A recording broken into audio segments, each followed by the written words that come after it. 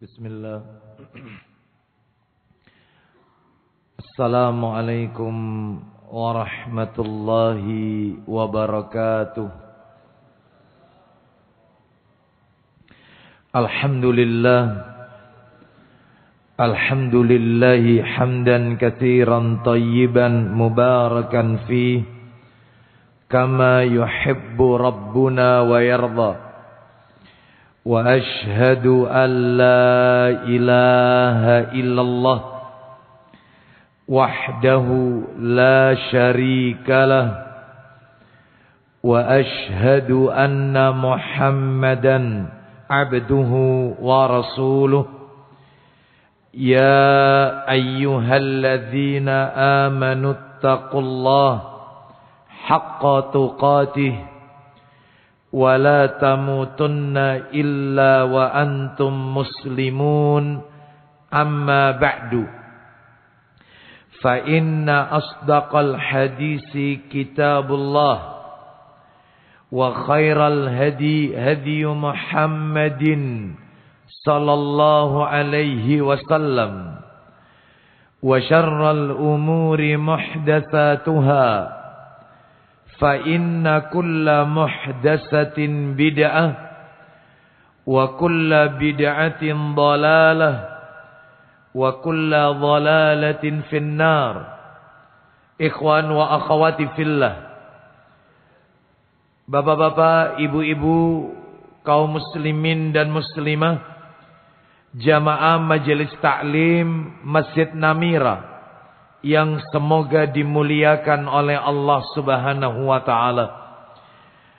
Kepada segenap pengurus yayasan dan takmir Masjid Namira yang semoga dirahmati oleh Allah Subhanahu wa taala.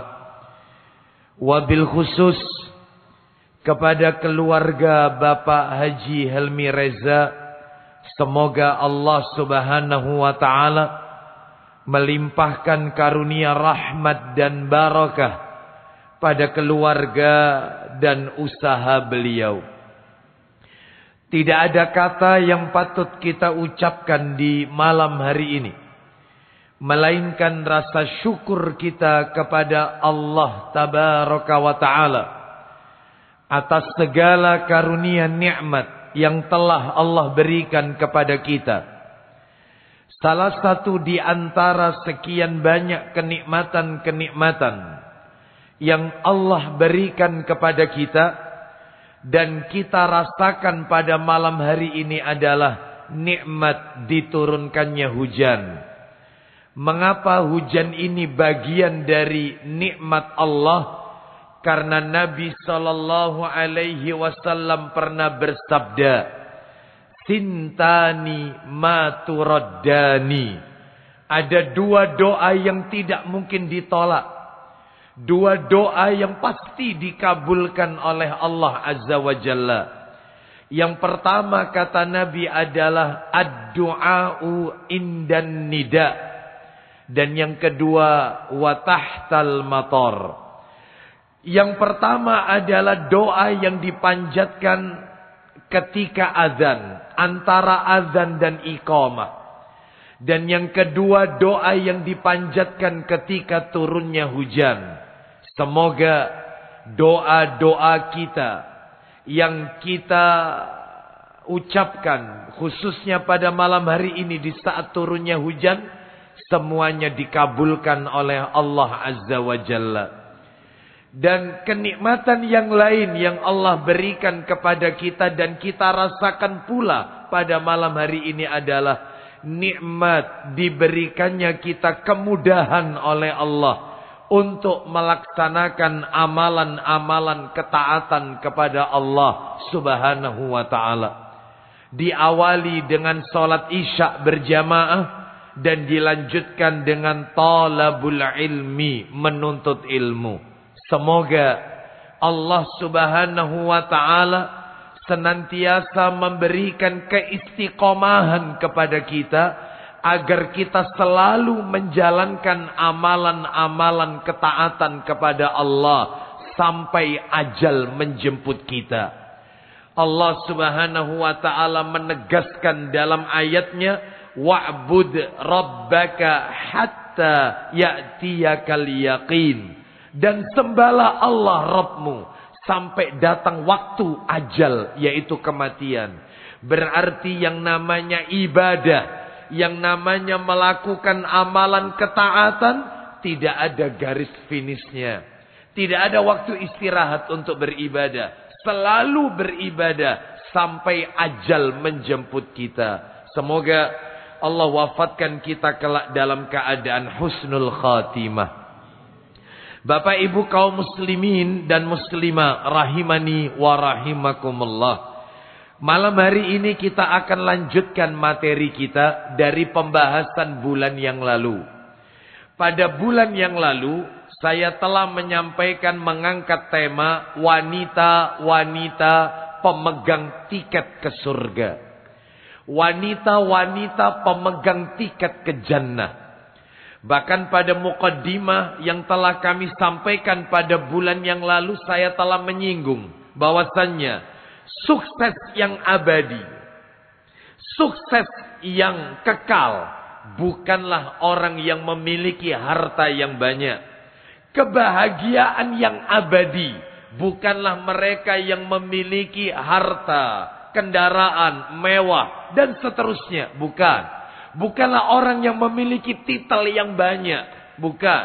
Tetapi sukses yang abadi, kenikmatan kebahagiaan yang kekal adalah dihindarkannya kita dari neraka, dibebaskannya kita dari neraka, dijauhkannya kita dari neraka, dan dimasukkannya kita ke dalam surga. Itulah sukses, kenikmatan yang abadi. Karena orang masuk surga adalah karena rahmatnya Allah Azza wa Jalla. Allah Subhanahu wa taala berfirman, mohon maaf, Nabi sallallahu alaihi wasallam bersabda di dalam hadis riwayat Muslim, kata Nabi, la yudkhilu ahadan minkum amaluhul jannah wa la yujiruhu minan nar wala ana illa birahmatin minallah. Yang artinya, bukan amalan seseorang yang memasukkannya ke dalam surga dan menjauhkan dari neraka, termasuk juga aku, kata Nabi, tetapi semata-mata dari rahmatnya Allah. Ini menunjukkan kepada kita, seseorang itu masuk surga karena rahmatnya Allah. Adapun ketika dia berada di surga, di level berapakah dia berada di surga? Apakah dia ada di Jannatul Ma'wa? Ataukah dia berada di Jannatul Na'im? Atau mungkin dia itu berada di surga-surga yang lain. Termasuk mungkin di sebuah tempat yang paling tinggi dari surga, yaitu Firdaus. Firdaus bukan nama surga. Firdaus bukan nama surga. Tetapi Firdaus adalah tempat yang tertinggi di bawah arsy-Nya Allah Azza wa Jalla. Untuk menempatkan seseorang berada di surga manakah dia, itulah amal perbuatan manusia yang berbicara.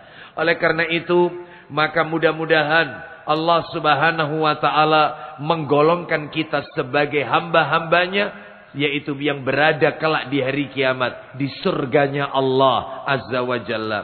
Baik, wanita-wanita pemegang tiket ke surga. Kalau tidak salah, sesuai dengan catatan saya, dari beberapa golongan kaum wanita yang berada di dalam surga, mereka-mereka yang divonis oleh Allah sebagai penduduk surga, dari 10 tipikal wanita penduduk surga, maka 4 karakteristik wanita penghuni surga sudah kami sampaikan. Sehingga harapannya malam hari ini kita akan melanjutkan, yaitu pembahasan-pembahasan berikutnya. Untuk sedikit mereview, mengingat kembali dari apa yang sudah kami sampaikan pada kajian bulan yang lalu, 4 wanita pemegang tiket ke surga yang sudah kami singgung. Yang pertama, wanita yang meneladani beberapa wanita penghuni surga. Wanita-wanita penduduk dunia yang meneladani beberapa wanita yang sudah jelas divonis oleh Allah tempatnya di surga. Bahkan bukan hanya tempatnya di surga, sebagai penghulu surga. Wanita-wanita tersebut. Siapakah mereka?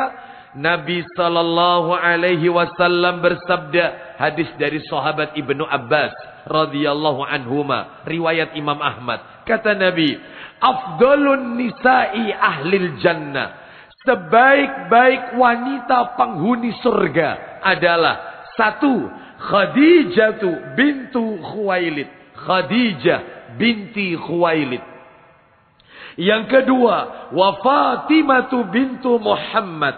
Fatimah binti Muhammad. Fatimah putri Nabi Muhammad sallallahu alaihi wasallam. Yang ketiga, wa Maryamu ibnatu Imran. Maryam putri Imran. Yang keempat, wa Asiyatu Muzahimin imra'atu Fir'aun. Asiyah binti Muzahim, istri Fir'aun. Nah, jadi ada 4 wanita. Wa fi riwayati, dalam riwayat yang lain, Nabi sallallahu alaihi wasallam bersabda, sayyidatu nisa'in ahlil jannah, pemimpin wanita surga. Pemimpin wanita penghuni surga adalah, mohon maaf, sayyidatu nisa'in ahlil jannati ba'da Maryam. Pemimpin wanita penghuni surga setelah Maryam, berarti Maryam terhitung. Maryam ibu Nabi Isa alaihissalam. Maryam putrinya Imran. Yang kedua yaitu Fatimah. Fatimah. Yang ketiga wa Khadijah. Khadijah. Dan yang keempat wa imra'atu Fir'aun. Asiyah. Yaitu istri Fir'aun. Namanya Asiyah binti Muzahim. Bapak ibu sekalian, kaum muslimin dan muslimah rahimani wa rahimakumullah, yang jika kita tarik kesimpulan 4 wanita ini, Khadijah, Fatimah, Maryam dan Asiyah adalah ciri sosok wanita yang taat kepada suaminya, yang punya sikap qanaah, merasa cukup dari apa yang sudah diberikan oleh Allah Azza wa Jalla, dan taat beribadah kepada Allah. Kalau mau disimpulkan, bahkan Khadijah radhiyallahu anha, beliau terkenal semasa hidupnya diberi julukan wanita at-tahirah, wanita yang suci, wanita yang pandai memelihara kehormatan dirinya, dan wanita yang taat kepada Allah Azza wa Jalla. Baik, kita lanjutkan yang nomor 2. Ini hanya mereview saja. Wanita yang nomor 2 ini cirinya agak banyak. Dan cirinya Allah sebutkan dalam Al-Quran. Nanti bisa dicek sendiri ya. Karena ini sudah kami sampaikan bulan yang lalu. Yaitu di surat Al-Ahzab. Surat yang ke-33. Ayat yang ke-35. Siapa wanita-wanita yang disebutkan dalam ayat tersebut? Yaitu wanita-wanita yang qunut. Apa itu qunut? Konsisten. Ajak. Istiqomah dalam ketaatan. Wanita yang selalu berkata jujur. Wanita yang sabar ketika tertimpa musibah. Wanita yang khusyuk, merasa diawasi oleh Allah dalam setiap perkara. Gemar bersedekah ya kepada kaum duafa, rajin melakukan saum atau puasa, memelihara kemaluannya dari perkara-perkara yang haram, dan terakhir wanita yang banyak rajin berzikir kepada Allah Azza wa Jalla. Nanti bisa dicek Al-Ahzab ayat 35. Nomor 3, wanita pemegang tiket ke surga. Sebenarnya kalau mau ditotal maka jumlah angkanya ya banyak ya, tapi kita sebutkan intinya saja. Baik, yang nomor 3 adalah wanita yang sabar dalam mendidik anak perempuan. Sabar mendidik anak perempuan. Maka berbahagialah di antara kita yang memiliki seorang anak perempuan, karena ini merupakan investasi akhirat. Bahkan banyak sekali dalil-dalil yang menjelaskan, yaitu tentang kemuliaan mereka yang memiliki anak perempuan.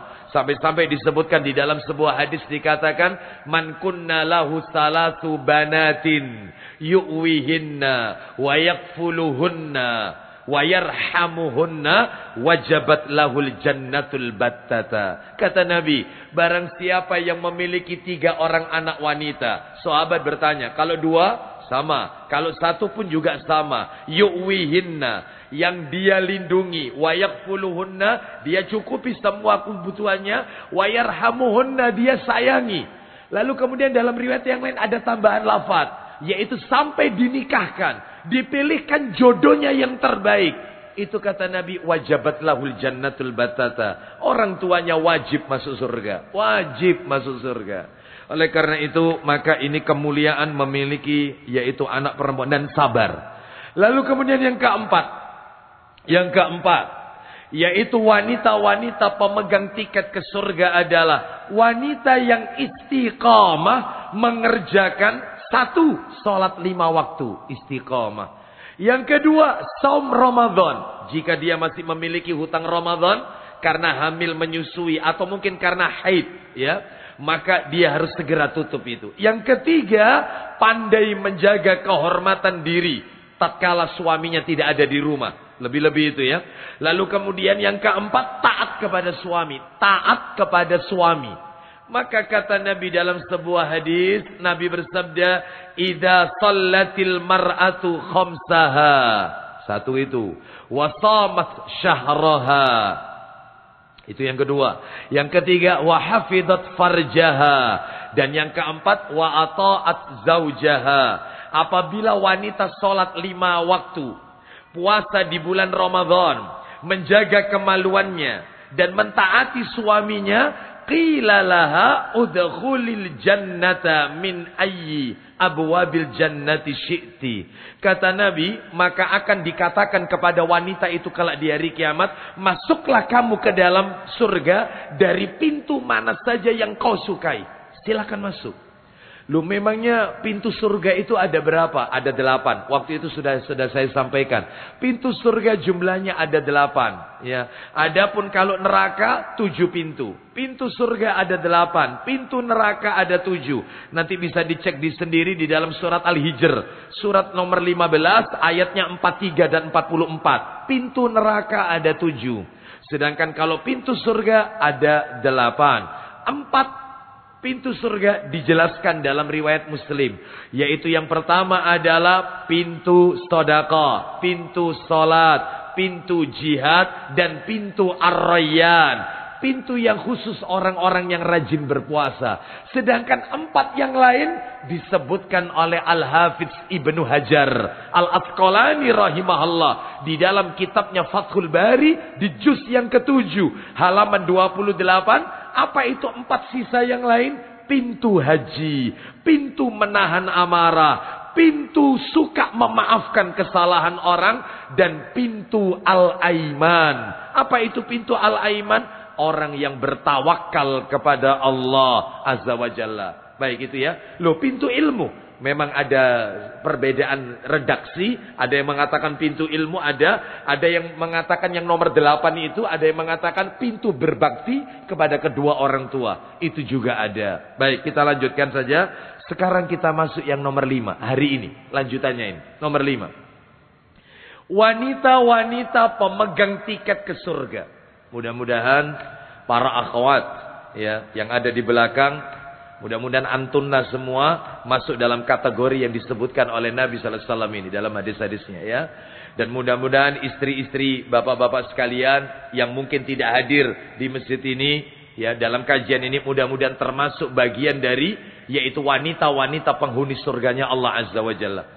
Yang kelima adalah wanita yang sabar ketika tertimpa sakit. Wanita yang sabar ketika tertimpa sakit. Mana dalilnya? Saya bacakan aja. Karena kita agak hemat dengan waktu ya. Baik, saya bacakan. Kitabnya sebenarnya Masjid Namira lengkap. Ada kitabnya. Yaitu kitab Sahih Targhib wa Tarhib. Kita bisa lihat Bapak Ibu sekalian. Riwayat Bukhari Muslim. Hadis yang akan kami baca ini. Yaitu di dalam kitab Sahih Targhib wa Tarhib nomor 3418.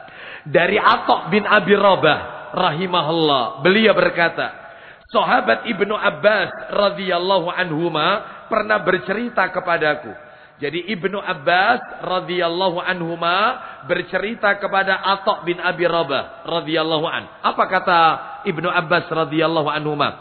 Ala urika imra'atan min ahlil jannah. Apa kata Ibnu Abbas radhiyallahu anhuma? Maukah aku tunjukkan kepadamu wanita penghuni surga? Mau enggak? Kamu aku tunjukkan wanita penghuni surga. Maka aku menjawab fakultu, maka aku menjawab bala. Tentu aku mau. Siapa wanita penghuni surga itu? Maka sahabat Ibnu Abbas radhiyallahu anhuma berkata, ada seorang wanita yang datang kepada Nabi sallallahu alaihi wasallam dan wanita itu berkata, saya langsung aja bacakan ya terjemahannya. Wanita itu berkata, wahai Nabi, aku ini menderita penyakit epilepsi, epilepsi. Aku ini kena epilepsi. Aku ini menderita penyakit ayan. Dan apabila penyakitku itu kambuh, penyakitku itu kumat, maka aku tidak sadar sampai-sampai auratku terbuka. Karena itu wahai Nabi, berdoalah engkau kepada Allah agar Allah menyembuhkanku. Oh, lihat ya kalimat wanita ini. Perhatikan baik-baik Bapak Ibu sekalian. Penting ini. Wanita ini berkata, berdoalah engkau kepada Allah agar Allah menyembuhkanku. Berdasarkan riwayat ini, saya potong dulu hadisnya, riwayatnya. Saya pending dulu, nanti saya lanjutkan. Saya akan menjelaskan dikit kalimat wanita ini kepada Nabi. Berdoalah engkau kepada Allah agar Allah menyembuhkanku. Berarti kalau begitu, seseorang itu boleh melakukan tawassul. Boleh. Dan Bapak Ibu harus tahu tawassul itu disyariatkan. Allah Subhanahu wa taala berfirman di dalam Al-Qur'an tentang wasilah atau tawassul di surat yang kelima Al-Maidah ayatnya ayat 35. Allah berfirman, Al-Maidah ayat 35. Ya ayyuhalladzina amanu taqullaha wabtaghu ilaihil wasilata wajahidu fi sabilihi la'allakum tuflihun. Kita dengarkan terjemahannya. Wahai orang-orang yang beriman, bertakwalah kepada Allah dan carilah wasilah, tawassul. Carilah wasilah jalan untuk mendekatkan diri kepadanya dan berjihadlah, berjuanglah di jalan Allah agar kamu beruntung. Berdasarkan ayat ini dan hadis yang wanita terkena epilepsi tadi, berarti tawassul itu boleh. Namun, ada komanya. Wasilah itu disyariatkan, tawassul itu disyariatkan, yaitu bentuknya ada 3. Loh berarti ada tawassul yang tidak disyariatkan? Ada, nanti saya akan sampaikan. Yang akan kami tunjukkan dulu yang benar. Tawassul yang benar. Wasilah yang disyariatkan. Berapa macamnya? Ada 3. Tawassul yang disyariatkan hanya ada 3. Yang pertama adalah tawassul dengan Asmaul Husna, pakai namanya Allah. Asmaul Husna. Mana dalilnya? Mari kita lihat surat 7 Al-A'raf. Ayatnya Bapak Ibu, ayat yang ke-180 Al-A'raf. Walillahil asmaul husna fad'uhu biha. Dan hanya milik Allah Asmaul Husna, dan memohonlah kepada Allah, maka mintalah kepada Allah, berdoalah kepada Allah dengan menyebut Asmaul Husna. Contohnya kayak apa Ustaz? Contoh, katanya para ulama, yang kita minta kepada Allah harus sama dengan Asmaul Husna yang kita sebut. Contoh, panjenengan Bapak Ibu meminta ampun kepada Allah, maka mintanya begini, ya Allah, ya Ghaffar, ampunilah dosa-dosaku. Bapak Ibu mau minta rezeki, ya Allah, ya Fattah, ya Razzaq. Apa itu ya Fattah? Maha pembuka. Ya Razzaq, maha pemberi rezeki. Berikan kami rezeki yang halal ya Allah. Kita kepingin dapat ilmu, ya Allah ya Alim. Wahai Allah yang maha mengetahui, berikan aku ilmu yang manfaat ya Allah. Kita kepingin selamat, ya Allah ya Salam, yang maha memberikan keselamatan. Nah itu boleh. Jadi harus cocok yang kita minta sama Asmaul Husnanya. Yang nggak boleh itu begini, yang nggak boleh. Ya Allah ya Ghaffar, berikan kami rezeki yang halal ya Allah. Nggak cocok. Dia menyebut ya Ghaffar tapi mintanya rezeki. Loh berarti kalau gitu harus hafal Ustaz Asmaul Husna. Ya iyalah, harus hafal. Ya, harus hafal. Ya, seperti itu. Kita kepingin misalnya minta yaitu apa ini ya? Banyak sekali yaitu doa menggunakan Asmaul Husna. Bahkan di dalam Al-Qur'an seringkali Allah Subhanahu wa taala menutup ayatnya yaitu dengan Asmaul Husna, termasuk doa-doa Nabi. Coba perhatikan. Nabi itu kalau menutup doanya diakhiri dengan Asmaul Husna dan pas dengan apa yang kita minta. Contoh, doa yang kita baca pada saat tahiyat, tasyahud. Setelah innaka hamidum majid. Itu kan Nabi mengajarkan beberapa versi doa. Allahumma inni a'udzubika min adzabi jahannam wa min adzabil qabri wa min fitnatil mahya wal mamat wa min syarri fitnatil masih dajjal. Setelah itu. Lah ini kita dengarkan doa yang Nabi ajarkan. Allahumma inni zalamtu nafsi dzulman katsira wa la yaghfiru dzunuba illa anta faghfirli maghfiratan min indik warhamni innaka antal ghafurur rahim. Al-Ghafur Ar-Rahim. Allahumma inni zalamtu nafsi dzulman katsira. Ya Allah, sesungguhnya aku telah mendolimi diriku dengan kedoliman yang sangat banyak. Faghfirli maghfiratan la yaghfiru dzunuba illa anta faghfirli maghfiratan min indik. Kan itu ya. Ampunilah aku dengan ampunan yang ada di sisimu. Terus innaka antal ghafurur rahim, karena sesungguhnya engkau adalah Maha Pengampun lagi Maha Penyayang. Selalu ditutupnya itu sama dengan yang diminta. Jadi harus sama. Jadi berarti yang pertama tawassul dengan Asmaul Husna. Yang kedua, tawassul yang boleh. Yang kedua ini yang disyariatkan adalah tawassul dengan doa sesama kaum muslimin. Seperti yang dilakukan oleh wanita terkena epilepsi ini. Doakan aku ya Allah. Berdoalah engkau kepada Allah agar Allah menyembuhkanku. Boleh. Bapak ibu ketemu seorang ustadz. Ustadz doakan saya ustadz ya. Sebentar lagi saya ujian ustadz. Mudah-mudahan Allah mudahkan ustadz. Tolong doanya ustadz. Nah boleh. Syaratnya ada tapi. Apa syaratnya? Satu. Orang yang kita mintai tersebut orangnya masih hidup. Jangan orang mati kita mintai. Rasul masih hidup.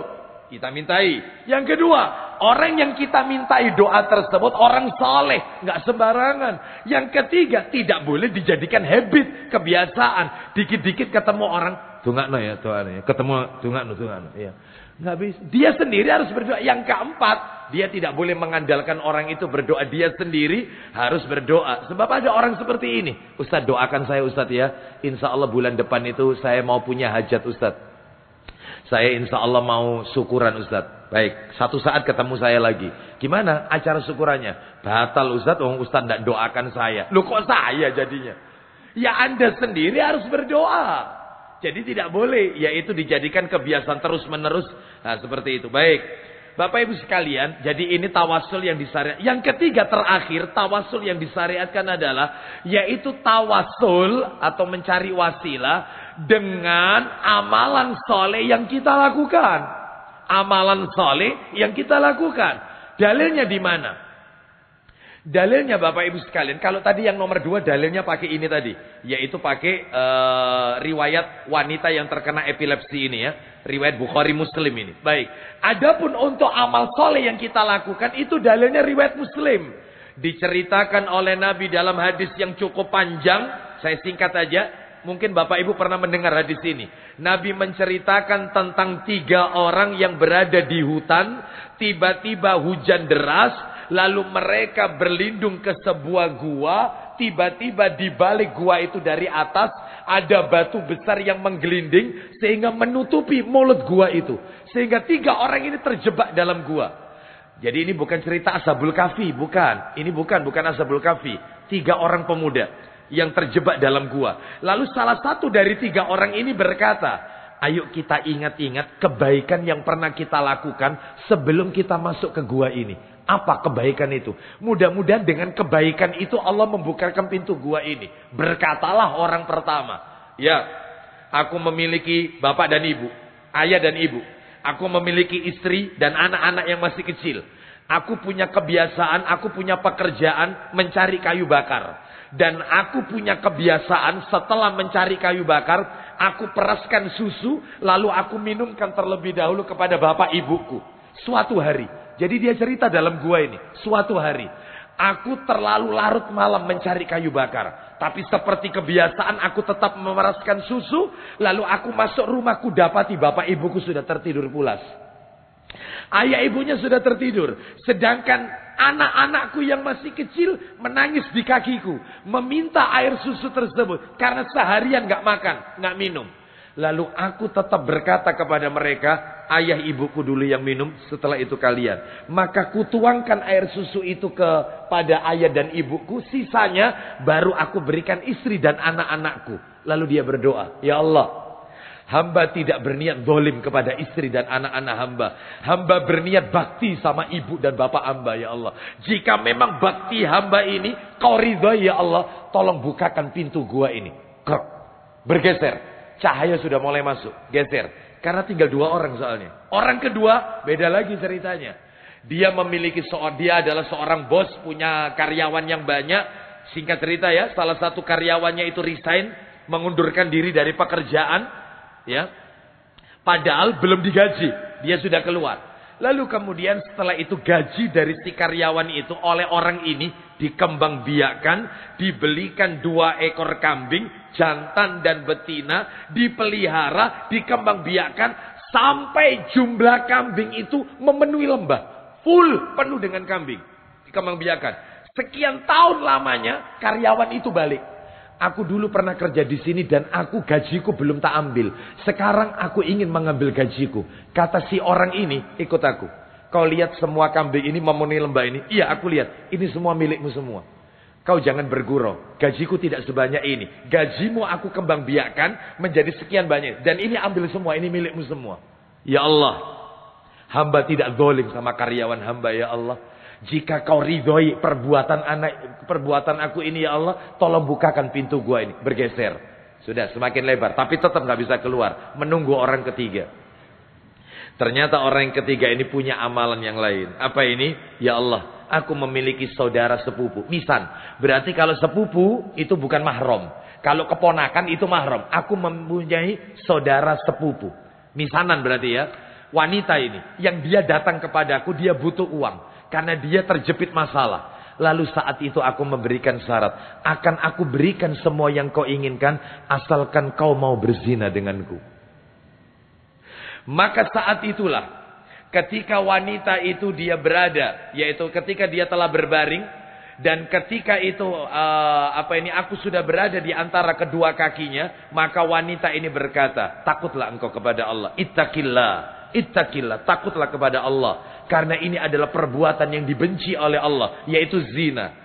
Maka mendengar kata-kata Allah, ittaqillah, bertakwalah kepada Allah, maka aku pun batalkan niatku, aku bertobat kepadamu, aku hindarkan perbuatan maksiat itu. Jika kau ridhoi perbuatanku itu, ya Allah, tolong bukakan pintu ini, pintu gua ini. Maka bergeser 3-tiganya keluar. Berarti boleh tawasul dengan amal soleh. Panjenengan setelah puasa Senin Kamis, setelah buka, ya Allah, mudah-mudahan puasa Senin Kamis yang aku lakukan hari ini, kau jadikan amalan tersebut untuk kau mudahkan ujianku, ya Allah. Kau jadikan rumah tanggaku sakinah mawaddah warahmah. Boleh. Tawasul dengan amal soleh. Boleh. Lah terus yang tidak boleh itu tawasul dengan apa? Lah yang tidak boleh cuma satu. Yang nggak boleh. Haram. Bahkan termasuk syirik. Ya, syirkul akbar, syirik besar yang bisa mengeluarkan pelakunya dari Islam. Ya, seperti itu. Bahkan di dalam kitab Nawakidul Islam, pembatal-pembatal keislaman disebutkan itu. Nomor 1 ini. Apa itu? Dia berdoa minta pertolongan kepada orang yang telah mati. Orang soleh yang telah mati. Minta rezeki, minta dimudahkan urusannya, minta jodoh kepada orang soleh yang telah mati. Ini syirik besar. Batal Islamnya. Ya. Oleh karena itu hati-hati Bapak Ibu sekalian yang seperti ini ya. Dan yang seperti ini banyak sekali. Yaitu yang terjadi di negeri plus 62. Mana negeri plus 62 itu? Ya.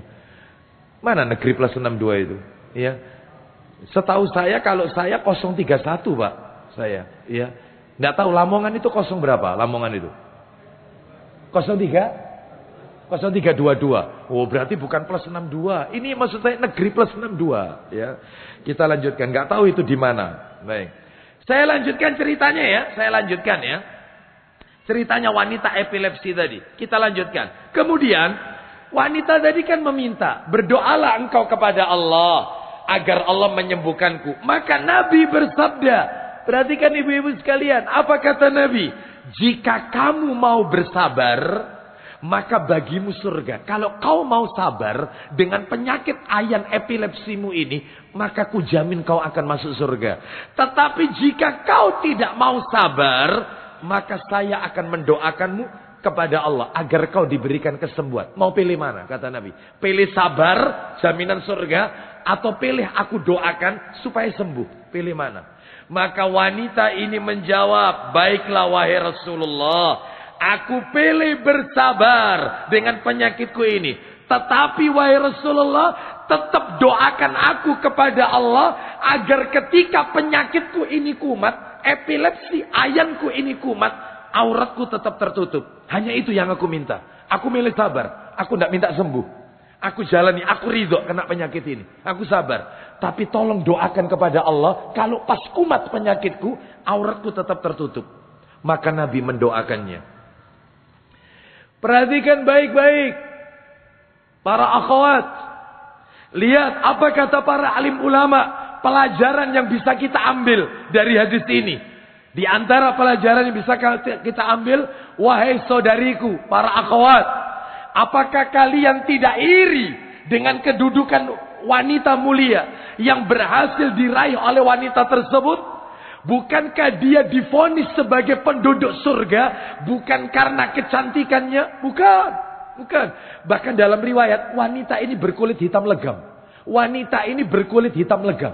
Dalam riwayat ada tambahan riwayat. Wanita yang tadi kena epilepsi itu. Wanita itu masuk surga bukan karena cantik jelita. Bukan karena parasnya yang elok. Bukan karena kulitnya putih bak batu pualam. Bukan.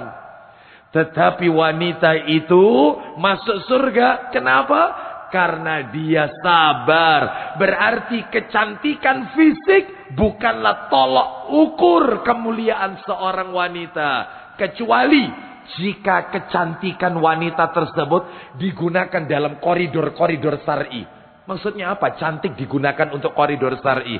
Ya, kecantikannya hanya diperlihatkan kepada laki-laki yang mahramnya. Suaminya, anak laki-lakinya, keponakannya boleh. Keponakannya sendiri, bukan keponakan suami. Kalau keponakan suami bukan mahram. Maka itu digunakan dalam koridor syariat. Itu boleh. Oleh karena itu maka apa kata Nabi sallallahu alaihi wasallam dalam hadis riwayat Muslim? Kata Nabi, "Innallaha la yanzuru ila suwarikum wa amwalikum, walakin yanzuru ila qulubikum wa a'malikum." Kata Nabi, sesungguhnya Allah tidak melihat kepada rupamu, bentuk fisikmu, enggak. Harta-hartamu enggak. Allah, objek pandangan Allah itu bukan fisik. Bukan tampilan, bukan casing, bukan harta kita yang baik, bukan.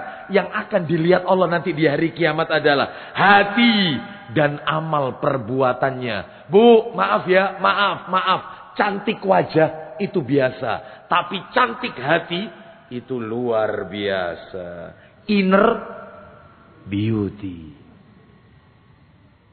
Yang kedua kata para alim ulama yang bisa kita ambil dari cerita wanita epilepsi ini. Pelajarannya. Wahai saudariku para akhwat. Wanita di dalam hadis ini terkena penyakit ayan. Epilepsi. Penyakit ayan itu bukan penyakit ringan. Bukan. Apalagi penyakit ini dialami wanita. Aib. Kalau laki-laki lain soal. Ini wanita ini yang kena ayan. Ini bukan penyakit ringan. Betapa malunya ya yang ditanggung oleh si penderita penyakit ayan, apalagi keluarganya wanita tersebut. Tetapi para akhwat, mohon maaf ini. Tolong diperhatikan, coba perhatikan kata-kata yang keluar dari lisan wanita tadi. Yang keluar dari lisan wanita tadi. Apakah dia mengeluh? Apakah dia itu mengeluh betapa menderitanya dia? Apakah dia sambatan? Ini kata bahasa pojok kampung ini. Mengeluh karena dia kena penyakit epilepsi. Enggak. Yang keluar justru yaitu dia justru minta kepada Nabi sallallahu alaihi wasallam untuk didoakan agar auratnya tetap tertutup dan dia memilih sabar. Berarti ibu-ibu sekalian rahimani wa rahimakumullah, wanita ini juga tidak menolak takdirnya Allah Azza wa Jalla. Ternyata dia ridha, dia sanggup menerima penyakitnya tersebut. Saya bacakan sebuah hadis yang bikin kita merinding. Iya. Yaitu kalau tidak salah disebutkan Bapak Ibu sekalian. Iya. Itu disebutkan di dalam kitab Sahih Targhib wa Tarhib itu ya. Nomor hadisnya 3407. Iya. Nanti kita bisa cek aja ya. Nanti kita akan lanjutkan aja. Karena nanti akan semakin melebar ini. Bahwasanya orang itu kalau ridho dengan apa yang sudah Allah tetapkan, maka Allah pun akan ridho. Tetapi kalau dia itu tidak ridho, mengeluh, sambatan, ya, dengan takdir yang sudah Allah tetapkan, maka murka Allah akan menimpa kepada dirinya. Baik, kita lanjutkan. Yang ketiga. Pelajaran yang ketiga ini. Dari wanita epilepsi tadi ceritanya. Wahai para akhwat, di dalam hadis tersebut wanita ini memilih sabar. Wanita tersebut memilih sabar walaupun harus menderita penyakit ayan. Terakhir yang keempat, ya, pelajaran yang bisa kita ambil dari hadis cerita tentang wanita terkena epilepsi ini adalah seorang wanita, maaf ini ya, seorang wanita yang hilang ingatannya, yang ingatannya itu sedang dalam keadaan tidak sadar. Wanita kalau sedang dalam keadaan ingatannya tidak sadar, ya, kemudian maaf ini, auratnya tersingkap, terbuka, kelihatan auratnya, maaf, di dalam syariat tidak ada dosa, tidak sadar ini, tidak sadar, pingsan, tidak sadar, auratnya tersingkap, itu tidak dosa itu. Tapi lihat wanita ini, wanita ini tetap meminta kepada Nabi agar ketika penyakitnya itu kumat, epilepsinya, minta kepada Nabi agar didoakan auratnya tetap tertutup, agar tidak tersingkap. Bayangkan, jadi dia tetap meminta pada saat dia tidak sadarkan diri, ya, dia ingin tetap auratnya itu tertutup. Dalam keadaan tidak sadar, dia pengen auratnya itu tertutup. Pertanyaannya, lalu bagaimana dengan wanita zaman sekarang yang dia dalam keadaan sadar, tidak pingsan, tapi tetap membuka auratnya diperlihatkan? Mana yang lebih mulia? Wanita epilepsika ini atau mereka selebriti yang sadar tapi tetap buka aurat? Wanita ini mulia di sisi Allah. Dia tetap meminta meskipun dalam keadaan tidak sadar, dia tetap meminta agar auratnya tetap tertutup. Allahu Akbar. Oleh karena itu, maka mari kita ambil pelajaran yang besar dari hadis yang telah kami sampaikan tadi. Ya, baik. Kita lanjutkan wanita yang nomor 6 sekarang. Wanita pemegang tiket ke surga yang nomor 6. Siapakah mereka? Wanita yang tidak pernah menyakiti tetangganya. Wanita yang lisannya, perbuatannya tidak pernah menyakiti tetangganya. Mana dalilnya? Dalilnya adalah hadis riwayat Ahmad, Al-Bazzar dan Ibnu Hibban dalam kitab Sahih Targhib wa Tarhib nomor hadis 2560. Saya bacakan. Dari Abu Hurairah radhiyallahu anhu, dia berkata, qala rajulun, ya Rasulullah, inna fulanata. Kalau fulana berarti kan wanita. Inna fulanata tudzkaru min kasrati salatiha wa sadaqatiha wa siyamiha. Seorang laki-laki berkata, wahai Rasulullah, sesungguhnya si fulanah, wanita berarti yang dibicarakan. Si fulanah itu disebut oleh banyak orang rajin sholat, banyak melakukan sholat, banyak bersedekah, banyak berpuasa. Ya wajib ya sunnah. Masya Allah, amalnya banyak. Ghaira annaha tu'dhi jiranaha bilisaniha. Namun ia selalu menyakiti tetangganya. Jadi rajin sholat, tapi lisannya suka nyakiti tetangga. Rajin puasa, perilakunya suka mengganggu tetangganya. Rajin bersedekah, ternyata tetangganya merasa tidak nyaman dengan perilakunya. Kan ada orang seperti ini, ahli ibadah, soleh secara ritual, tapi tidak soleh secara sosial. Hablum minallahnya baik, hablum minanasnya cacat. Banyak yang kayak begini, ya, ustadz atau mungkin ahli baca Quran, tapi adabnya dengan bermasyarakat, adab dengan tetangga, nggak paham. Ya, kata-katanya kasar, dengan orang suka menyakiti hati. Berarti solehnya secara ritual. Hablum minallahnya bagus, hablum minanasnya cacat. Nah, seperti itu. Baik, lanjut. Apa katanya? Qala, yaitu kemudian Nabi sallallahu alaihi wasallam bersabda, hiya finnar, maka wanita itu ada di neraka. Lalu laki-laki ini tanya lagi, qala, ya Rasulullah, fa inna fulanata tudkaru min qillati siyamiha wa sadaqatiha wa salatiha. Laki-laki ini berkata, wahai Rasulullah, sesungguhnya si fulana, beda lagi nih orangnya, disebutkan puasanya sedikit, paling sedikit, sodakonya sedikit, sholatnya itu cuma wajib-wajib saja. Sholat sunnah, qobliyah, ba'diyah, tahiyatul masjid, sholat duha, sholat sunnah, tahajud, witir, nggak pernah dilakukan. Dia hanya melakukan yang wajib. Tetapi lihat, wa annaha tasaddaqo bil aswari minal aqita, yaitu sesungguhnya ia bersodako dengan potongan-potongan keju. Sodakonya kecil, dikit, nggak banyak. Jadi amalannya itu dikit. Salatnya, puasanya, sodakonya. Terus kata orang ini, wala tu'dhi jiranaha bilisaniha. Namun ia tidak pernah menyakiti tetangganya dengan lidahnya. Qala, Nabi bersabda, hiya fil jannah, dia berada di surga. Berarti kalau begitu wanita penghuni pemegang tiket ke surga adalah wanita yang tidak mengganggu tetangganya, lisan maupun perbuatannya. Baik, insya Allah di lain kesempatan kami akan sampaikan adab bertetangga, insya Allah. Baik Bapak Ibu sekalian, rahimani wa rahimakumullah. Sekarang kita lanjutkan nomor 7. Kita tuntaskan aja materi ini ya. Yang ke-7.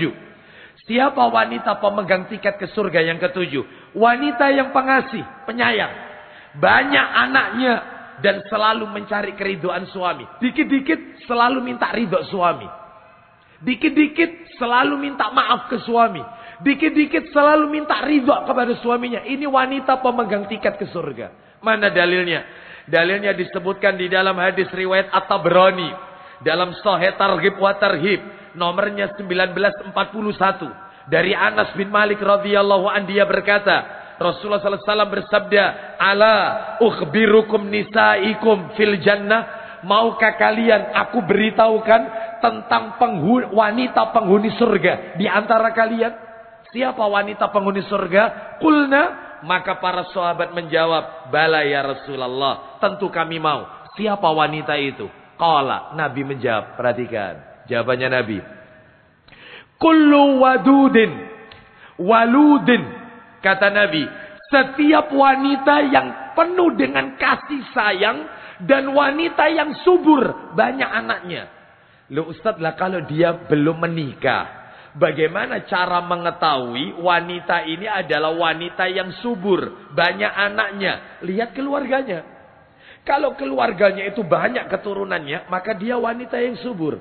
Carilah wanita-wanita ya untuk dinikahi yang banyak keturunannya. Seperti itu, subur, penyayang, subur. Terus belum kelar ini. Apa kata Nabi? Idza ghadibat au usi'a ilaiha au ghadiba zaujuha. Apabila ia marah atau disikapi tidak baik oleh suaminya kepadanya, atau suaminya marah kepada wanita itu, qalat, maka wanita itu menjawab. Istri ini berkata, ini loh istri penghuni surga. Apa kata wanita ini? Hadihi yadi fi yadika. Ini tanganku ada di tanganmu. Ini tanganku berada di tanganmu. Jadi tangan suaminya dipegang. Lalu kemudian la attahilu bi ghamdin hatta tardha. Aku tidak akan bercela, aku tidak akan berhias kecuali dengan apa? Kecuali engkau telah ridho. Kalau kau ridho, maka aku akan yaitu bisa berhias, mempercantik diri. Tetapi kalau kau tidak ridho, maka aku tidak akan pernah bisa berhias atau tidak bisa melakukan perbuatan yang lainnya.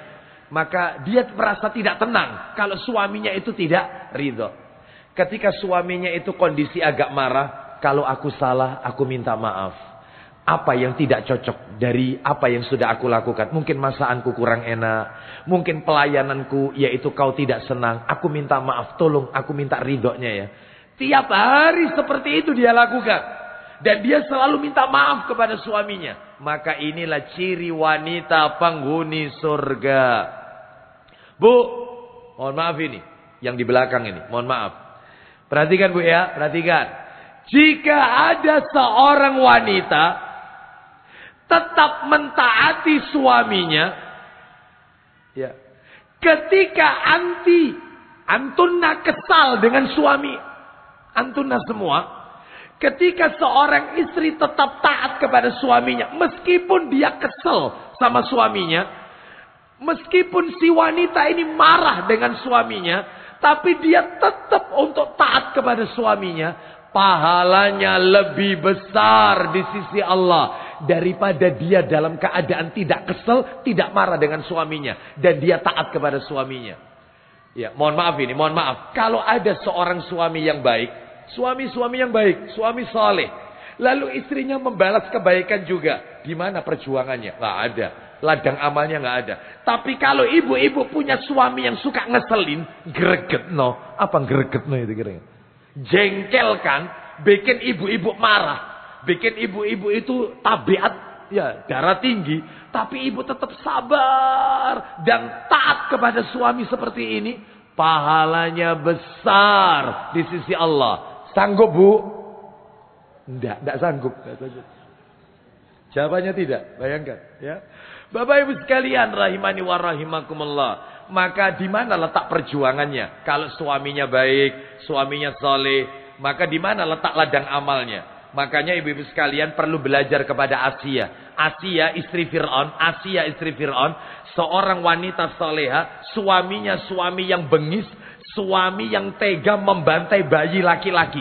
Suami yang kafir, bahkan dia rajanya kekafiran karena dia menantang Tuhannya Musa alaihissalam. Sampai dia menyuruh Perdana Menterinya Haman, wahai Haman, buatkan bangunan untukku yang tinggi sampai menjulang ke langit agar aku naiki bangunan itu dan aku kepingin lihat siapa Tuhannya Musa. Nantang Allah, tapi Asia tetap taat sama suaminya. Perlu belajar sama Asia. Ya, sebab banyak wanita zaman sekarang, ya Pak Ustadz, suami saya ini selalu marah-marah Ustadz. Kalau marah-marah itu kadang-kadang lisannya itu kata-katanya jelek. Kadang-kadang juga nggak terkontrol, katanya cerai atau saya mau dipulangkan. Atau mungkin nggak bisa dinasehati. Ngamuan, muring-muringan. Gimana Ustadz? Antunna harus belajar kepada Asia. Ya. Baik, di situ letak surganya di situ. Taat kepada suami, tapi taat dalam kebaikan. Kita lanjutkan nomor 8 nih, nomor 8. Ada kaitannya dengan nomor 7. Wanita pemegang tiket ke surga yang nomor 8. Wanita yang taat kepada suami dalam hal kebaikan, dalam hal kebaikan. Dalam hal kebaikan, perhatikan, disebutkan di dalam hadis riwayat Ahmad, An-Nasai dan Al-Hakim. Ya, dalam kitab Sahih Targhib wa Tarhib, nomornya 1933. Saya bacakan ya, dari Husain bin Mihsan rahimahullah, beliau berkata, bibiku telah bercerita kepadaku. Bibinya Husain bin Mihsan. Bibiku bercerita kepadaku, aku pernah datang menemui Rasulullah. Yang datang menemui Nabi itu bibinya Husain bin Mihsan untuk sebuah keperluan. Lalu Rasul berkata, lihat kata-katanya Nabi kepada bibinya Husain bin Mihsan. Adatu zaujin anti, apakah engkau mempunyai suami? Kata Nabi. Lalu dia menjawab, "Naam, ya, aku punya." Rasulullah SAW kembali bertanya, "Kaifa anti lahu?" Bagaimana ketaatanmu kepadanya? Sikapmu kepada suamimu itu gimana? Lihat jawaban bibinya Mihsan. Jawaban bibinya Husain bin Mihsan ini. Beliau menjawab bahwasannya, aku tidak pernah meremehkan ketaatan dan pengabdian kepadanya, kecuali jika aku tidak mampu. Kalau aku tidak mampu, ya sudah, aku nggak taat. Berarti ada pengecualian. Ya semampuku, aku taat itu semampuku. Kalau aku mampu, ya aku taat. Kalau aku tidak mampu, aku tidak taat. Langsung Nabi menjawab. Apa kata Nabi? Fanduri aina anti minhu fa innahu jannatuki wa naruki. Lihatlah dirimu, di mana kamu darinya. Karena sesungguhnya suamimu itu adalah surgamu atau nerakamu. Kalau kau kepingin masuk surga, ya taat sama suamimu. Suamimu itu adalah surgamu atau nerakamu. Tergantung sikapmu kepada suamimu. Jadi berarti kalau gitu Ustaz, anak perempuan itu surganya wanita, itu bukan bakti sama bapak ibunya. Kalau sudah menikah. Iya, betul. Kalau belum menikah, bakti sama orang tua. Tetapi ketika ijab qabul, seorang laki-laki telah mengucapkan qabiltu nikahaha wa tazwijaha bil mahril madhkur. Saya terima nikahnya, hari itu terjadi peralihan hak. Maka wanita itu wajib mentaati suami abadi. Bahkan surganya wanita adalah terletak pada suaminya. Apabila berbenturan dua kepentingan. Kepentingan ayah ibunya dan kepentingan suaminya. Istri wajib mendahulukan suami. Bukan ayah ibunya.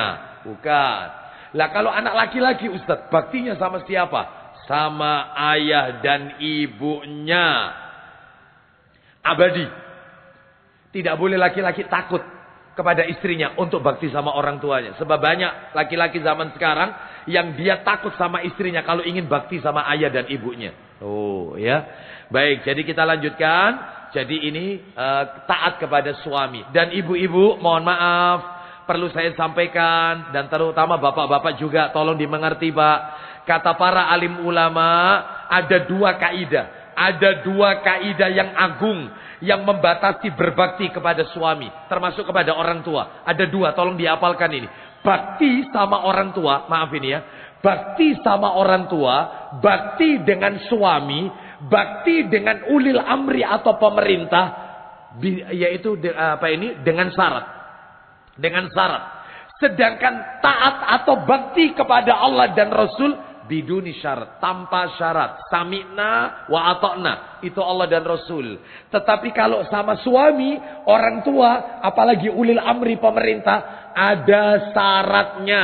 Apa syaratnya? Ya ini dua kaidah ini. Kaidah yang pertama adalah syaratnya, yang pertama ini, yaitu dia harus lebih mencintai Allah dan Rasulnya. Cintanya kepada Allah dan Rasulnya harus diutamakan lebih besar daripada seluruh manusia yang ada di muka bumi ini.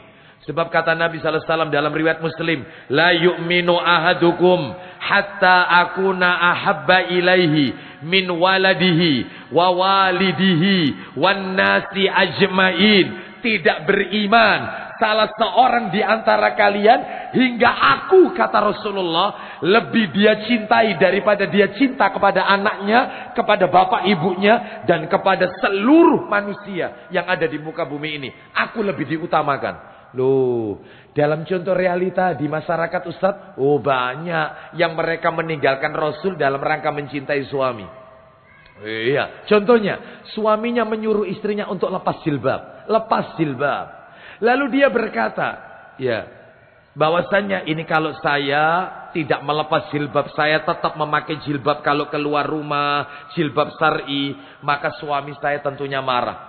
Dan suami saya mengancam saya, kalau kamu tidak mau lepas jilbab, ya, kalau keluar sama aku, silakan kalau kamu pengajian pakai jilbab. Tapi kalau keluar sama aku, kau harus lepas jilbab. Aku kepingin istriku tampil cantik di hadapan teman-temanku. Aku nggak mau kamu pakai jilbab panjang-panjang seperti ini.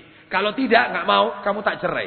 Maka banyak wanita itu yang dia lebih memilih, ya sudahlah daripada aku dicerai, daripada berarti dia lebih mementingkan manusia daripada Allah dan Rasul. Taat itu ada syaratnya. Dia harus mengutamakan Allah yang menciptakan suaminya. Allah yang ngasih rezeki suaminya. Allah yang menghidupkan suaminya. Dan dia harus mencintai Rasul, pembuat syariat sempurna ini. Yang menyempurnakan syariat ini. Itu. Kok takut sama suami gara-gara diancam cerai? Ini yang pertama. Sebab banyak orang zaman sekarang seperti itu. Ustaz, saya itu diundang acara Ustaz. Saya nggak sebut nama acaranya ya. Acaranya itu katanya tidak ada tuntunannya Ustaz. Katanya itu juga acaranya itu, ya wes begini-beginilah Ustaz itu ya. Saya kalau tidak datang itu tidak enak Ustaz. Nanti saya itu dimusuhi banyak orang. Dimusuhi tetangga. Nah, tidak enak sama orang. Dia lupa Yang membuat syariat ini siapa? Allah dan Rasulnya sallallahu alaihi wasallam. Jadi tolong ya, ketaatan itu syaratnya yang pertama Allah dan Rasulnya harus diutamakan. Ya, baik, ini yang pertama. Yang kedua, ketaatan itu hanya dalam perkara-perkara yang ma'ruf. Innamat ta'atu fil ma'ruf. Sesungguhnya ketaatan itu dalam perkara-perkara yang baik. Kalau kita disuruh melakukan perbuatan mungkar, nggak perlu taat, nggak usah ditaati. Meskipun itu orang tua. Contoh, orang tua mau meninggal, berkata kepada anaknya, mama nanti kalau meninggal dunia, tolong warisannya papamu sama mamamu ini, peninggalannya papamu sama mamamu ini kan jadi warisan. Tolong ya, jangan dibagi seperti hukum Islam. Laki-laki dapat 2, wanita dapat 1 bagian. Tolong, kasihan adik-adikmu. Tolong nanti dibagi rata saja. Baik anaknya mama yang laki maupun anaknya mama yang perempuan, tolong nanti dibagi rata. Itu ketika ibu itu, mohon maaf, wanita tersebut meninggal, maka tidak boleh diikuti wasiatnya. Kenapa? Karena wasiatnya menabrak Quran, menabrak sejumlah hadis Nabi. Wajib ditinggalkan. Dia harus mengutamakan Allah dan Rasul, syariatnya. Perkara nanti kakaknya yang laki-laki dia ingin membantu adiknya setelah dia sudah dapat bagiannya, 2 bagian, lain soal. Tapi yang jelas si laki-laki ini atau si anak laki-laki harus dulu dapat bagian. Baru nanti kemudian kalau dia ingin bantu adiknya yang perempuan, ini loh jatahku, kamu tak kasih. Lain soal. Yang penting dia tahu dulu angkanya, itu hak saya. Itu Islam yang mengajarkan. Jadi tolong. Jadi dalam hal ini tidak boleh kita mentaati sesuatu dalam perkara-perkara yang mungkar. Nomor 9, wanita yang menyayangi binatang. Wanita penyayang hewan, binatang. Penyayang binatang. Maka dia, kalau laki-laki penyayang hewan Ustadz bagaimana? Sama. Tapi dalam hadis ini disebutkan adalah wanita. Dalilnya adalah riwayat Muslim. Nomornya 2245. Bapak Ibu pernah dengar kok hadis ini? Dari Abu Hurairah radhiyallahu anhu, dia berkata, Rasulullah sallallahu alaihi wasallam bersabda, ada seekor anjing sedang berada di sekitar sumur air. Anjing itu hampir mati karena kehausan. Tidak jauh dari sumur itu ada seorang wanita, wanita pelacur, wanita pezina dari kalangan Bani Israel. Lantas dengan sigap wanita itu melepas sepatunya dan mengambil air dari sumur dengan sepatunya itu, kemudian meminumkan air itu kepada anjing tersebut. Akhirnya wanita tersebut diampuni dosanya oleh Allah. Wanita pezina loh ini. Diampuni dosanya oleh Allah. Disebabkan perbuatannya memberi minum anjing tersebut. Tolong Bapak Ibu difahami. Hadis ini bukan berarti kita disuruh memelihara anjing. Bukan. Sebab muncul beredar. Waktu itu lagi viral. Seorang wanita bercadar memiliki banyak anjing. Berdasarkan dia memakai dalil ini. Nggak boleh. Karena orang memelihara anjing. Mohon maaf ini. Orang memelihara anjing. Maka malaikat rahmat tidak mau masuk. Nggak mau masuk. Yang kedua. Orang punya anjing. Memelihara anjing. Setiap hari pahalanya dikurangi oleh Allah. 1 kirot. Berapa 1 kirot itu? 1 gunung Uhud. Dikurangi tiap hari pahalanya. Yang ketiga ini binatang najis. Lah kalau misalnya Ustadz punya anjing, anjingnya tidak diletakkan di rumah, kandangnya itu di luar rumah. Dan anjing itu diperuntukkan untuk menjaga pertanian, menjaga yaitu peternakan, untuk berburu. Apakah boleh? Boleh. Gak apa-apa. Asalkan dia tidak boleh berinteraksi dan menghindari air liurnya. Sebab itu najis besar. Bapak Ibu sekalian rahimani wa rahimakumullah. Bahkan ketika melepas anjing itu harus baca bismillah. Dan hewan buruannya yang ditangkap anjing itu, ya kalau anjingnya sudah dilatih, itu boleh dimakan. Tapi kalau belum pernah dilatih, bagaimana cara menangkap hewan buruan? Makan hasil tangkapannya, nggak boleh dimakan. Jadi tolong, anjing aja dibedakan Bapak Ibu dalam Islam. Anjing yang punya ilmu sama anjing yang nggak punya ilmu.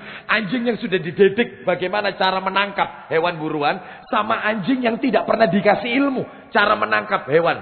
Ya. cara menangkap, nggak dikasih ilmu, maka itu hasil tangkapannya dibedakan di dalam Islam. Kalau yang sudah dikasih ilmu, boleh dimakan hasil tangkapannya. Air liurnya itu cukup dibersihkan, hewan tangkapannya asalkan itu hewan halal, maka boleh kita makan. Tapi anjing yang tidak punya ilmu, menangkap hewan tersebut, maka hasil tangkapannya tidak boleh dimakan. Itu anjing, tidak punya akal. Apalagi kita manusia dikasih akal. Orang berilmu sama yang tidak berilmu dibedakan di dalam Islam. Anjing saja dibedakan, apalagi manusia. Maka berilmulah, menuntut ilmu. Ya, baik Bapak Ibu sekalian. Terus, bagaimana Ustadz wanita ini kok bisa masuk? Wanita ini kok dosanya diampuni itu dari mananya? Dari mananya? Ada dua. Yang pertama, alasannya wanita ini diampuni, wanita pelacur ini, karena dia berbuat baik dengan hewan. Yang kedua adalah, karena dia ikhlas. Wanita ini ikhlas. Loh kok bisa ikhlas? Cirinya gimana? Buktinya anjing itu setelah dikasih minum, anjing itu tidak mengucapkan jazakillah khairan. Enggak. Anjing itu tadi mengucapkan enggak? Terima kasih, jazakillah khairan. Enggak. Buktinya habis dikasih minum pergi kan anjing itu. Dan wanita ini ikhlas, ya. Maka berarti karena keikhlasannya dia berada, yaitu dia diampuni oleh Allah Azza wa Jalla. Bagaimana kalau melihara kucing, Ustaz? Bapak Ibu sekalian, mohon maaf ini ya. Kalau Anda bisa memeliharanya, nggak apa-apa. Tapi kalau tidak bisa memeliharanya, nggak usah. Jangan macam-macam. Karena apa? Karena ada hadis wanita masuk neraka gara-gara dia memenjarakan kucing dan kucingnya tidak diberi makan sampai mati, masuk neraka. Jadi kalau tidak bisa, sebab ada teman saya, Ustadz, anak ini Ustadz punya kucing Angora Ustadz. Bahkan beberapa kucing, Persia atau apalah katanya. Bagus-bagus kucing, mahal-mahal. Jenis-jenis kucing yang bagus-bagus. Itu Ustadz biaya perawatannya tok Ustadz, tiap bulan. Belum dokternya ini. Belum dokter hewannya, perawatan bulunya, belum makanannya. Itu jutaan Ustaz tiap bulan. Saya bilang, daripada Anda melihara kucing, mending Anda melihara anak yatim. Melihara anak yatim itu tidak harus anak yatim ikut kita. Cukup dia ada di lembaga, cukup dia ada di sekolah-sekolah yang kebutuhannya kita cukupi. Kita mengkafil mereka. Sekolahnya, makannya, sampai betul-betul dia bisa mandiri. Fadilahnya besar.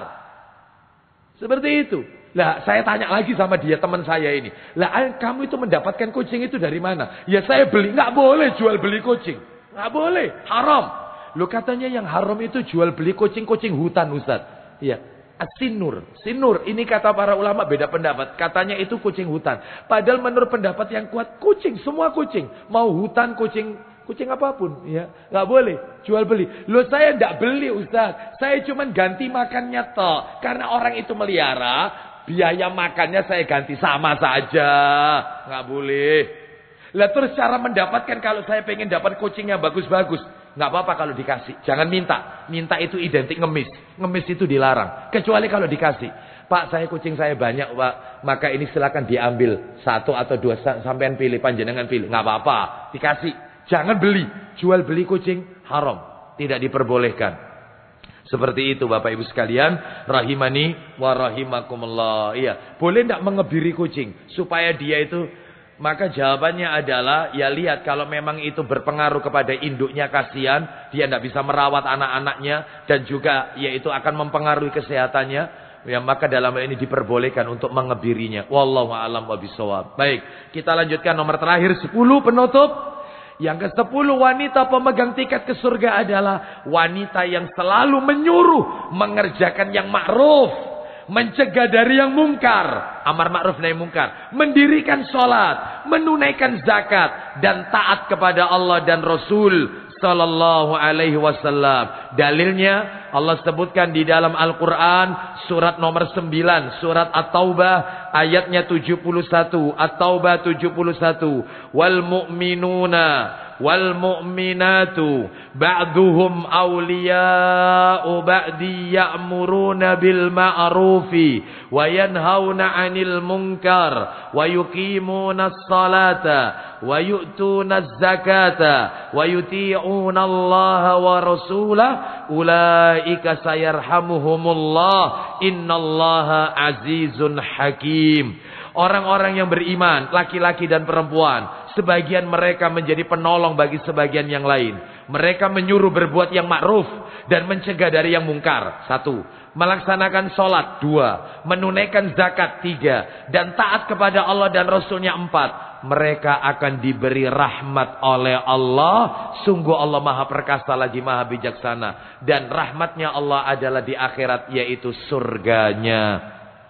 Bapak Ibu sekalian rahimani wa rahimakumullah, kata Syekh Muhammad bin Shalih Al-Utsaimin rahimahullah di dalam kitab Syarah Riyadhis Shalihin di juz yang keempat, beliau mengatakan ayat ini dengan tegas menunjukkan tugas amar ma'ruf nahi mungkar bukan tugasnya laki-laki tok, tetapi wanita juga amar ma'ruf nahi mungkar, wajib hukumnya. Namun ada komanya, kalau wanita amar ma'ruf nahi mungkar ya untuk kalangan kaum wanita saja, bukan di perkumpulan kaum lelaki atau di tempat-tempat umum, bukan, ya sesama wanita. Makanya ustazah memberikan nasihat ya kepada sesama kaum wanita, tidak secara umum. Jangan seperti Profesor Aminah Wadud. Siapa Profesor Aminah Wadud?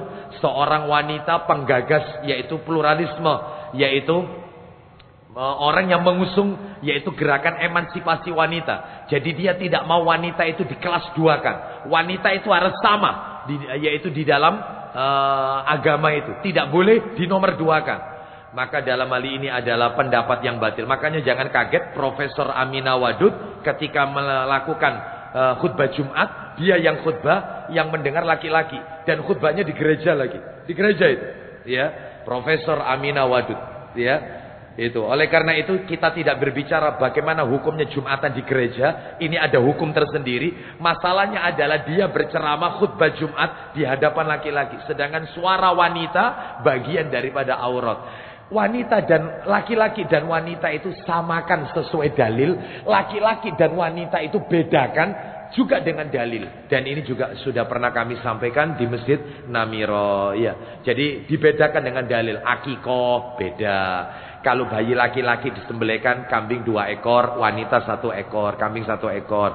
Masalah soft sholat, laki-laki paling afdol di depan, wanita sebaik-baik soft sholat yang paling belakang. Ngingatkan imam, kalau imam salah untuk laki-laki, subhanallah, untuk wanita menepukkan tangan. Bedakan dengan dalil, samakan dengan dalil. Muadzin khusus laki-laki, wanita tidak disyariatkan muadzin. Lalu kemudian juga masalah yaitu iddah, wanita terkena syariat iddah kalau ditinggal mati suaminya, laki-laki tidak ada iddah. Dan masih banyak lagi contoh-contoh yang lain yang tidak bisa kami sebutkan satu persatu. Wallahu a'lam wa bishawab. Kesimpulannya, mudah-mudahan yaitu istri-istri kita dan ibu-ibu yang hadir di majelis ini, ya, di kajian malam hari ini, ya, ataupun yang lagi menyimak kajian kita secara online, secara online, mudah-mudahan yaitu termasuk di sisi Allah kelak di hari kiamat wanita-wanita pemegang tiket surganya Allah Azza wa Jalla.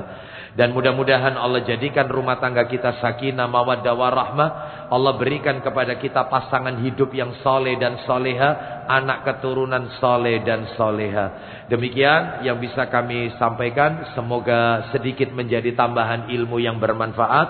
Dan akhirnya kita tutup dengan kafaratul majlis. Wassallallahu ala nabiyyina wa ala alihi washabihi wasallam. Subhanaka.